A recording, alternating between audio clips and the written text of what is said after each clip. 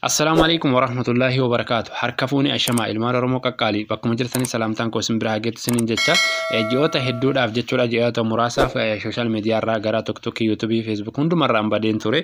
TikTok, Facebookiin jechuudha baatii lama ol akkas adabbii irra ture gadhiifame.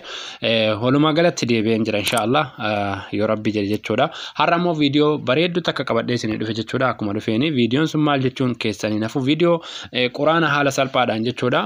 Hiika quraana akkaataatti baratan akkasuma rikoordiidhaan akkasuma barreeffama afaan oromootitti jijjiirama isin aappii gadi buufattanii aappii haalaan ajaa'ibaa quraanallee haaluma salphaan barattu hiika isaallee ni barattu fakkeenyaaf hiika quraana hunda achi keessatti ni argattu jechuudha kan isin dhibu jechuudha afaan oromootiin jalatti isiniif hiikaa deema afaan oromooti ana baay'ee natti toleera jechuudha inshaallah isinittis akka tolu abdiin qaba kanaafuu aappii gadi buufattu aappii Play Store keessa seentanii buufattu Play Store warri hin beekne hin jiru kana keessa seentaniiti gadi buufattanii jechuudha aappii baay'ee ajaa'ibaati jechuudha baay'ee aappii bareedduudha.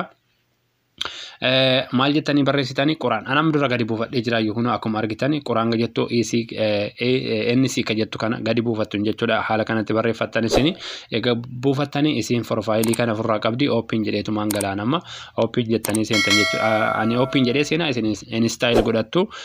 Eega seentanii ammoo wanni gatii baay'ee isin gaafatu hin jiru amma kee tartiibarra waan jiruuf isin haala kanatti isin dhufa jalqaba jechuudha keessaa filattani yoo afaan arabaa beektan arabaa yoo ingilizii beektan ingilizirra kaattu silaa'u kanneen waan beektanatti hin fakkaatu okay amma ingilizirratti okay godhadha jechuudha nama ingilifa waan danda'uuf eegasii irra gadi buutan jechuudha afaan hundinuu as keessa jira afaan oromoo jirti dhuma kanarratti kuno oromoo translation ka jettu kana asirratti kilik godhatan jechuudha haala kanattiin eegasii quraanni ayata tokkorraa kaasee hamma 100 fi 14 jechuudha.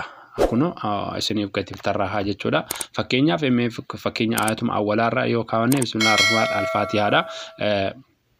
Akkuma argitan jechuudha. Kuno tokkoffaarratti jechuudha. Mee amma irratti okee goona jechuudha. Akkasuma asirratti ayata tokkoffaarratti dhiifama na ufalcha. Okay, kanuma tokkoffaarratti jechuudha. Mee faatihaadha irratti okee gootan jechuudha.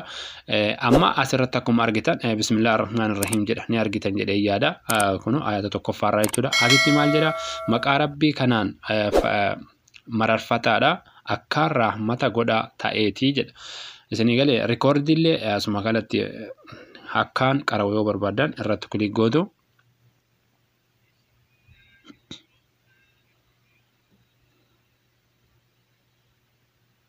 Okay, haala kanattiin jechuudha rikoordiillee hunda isaa tartiibaan qaba jechuudha hagayeessa haga ayata 7 jechuudha kun asitti ni argitan jedhee yaada haaluma kanatti jechuudha baay'ee namatti tola jechuudha irra gaddeemtanii ammas lammaffaarratti bismillah jedheera gubbaarratti arrahmaan alhamdulillahi rabbil alamin ka jedhu asitti faaruun hundi kan rabbii gooftaa alamaati jedha amma wanti namatti tolu fakkeenyaaf bakkuma kana of irraa murtanii nama sheerii gochuu nama erguu yoo barbaadan kunoo isii xiyyatananii argitan jedhee yaada asumarra dhooftanii WhatsApp naa ta'u wantoota adda namas erguu ni dandeessanii jechuudha buleeyyan kiyya waan baay'ee gaariidha jechuudha ni argitan jedhee yaada kuno as keessaan barbaada messengeraan WhatsApp imoon hundumaanu jechuudha namaafis erguu ni dandeessanii jechuudha buleeyyan kiyya akkasuma hunda isaa irra deemtanii jechuudha hunda hamma fakkeenyaaf hamma dhumaarratti gadi buutanii suuratuun naas qulaazu birabbin naas jechuudha haala kana jechuudha kun akkuma argitan ofii isin barsiisa as jalatti afaan gubbaarratti afaan arabaatiin jira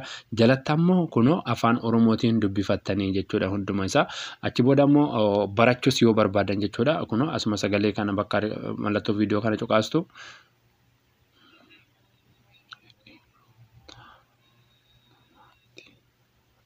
argitan jedhee yaada haaluma kanaan aappii baay'ee bareedduudha waliif sheer godhaati irraa baradha waliif daddabarsaa isiniin jedha YouTube keessa abdii oromoo abdii mucaa oromoo ka jedhu dhaqaa subscribe gochuu hin dagatinaa isiniin jedha amma deebi'ee jira wantoota adda addaa gaafii keessan akkasuma wantoota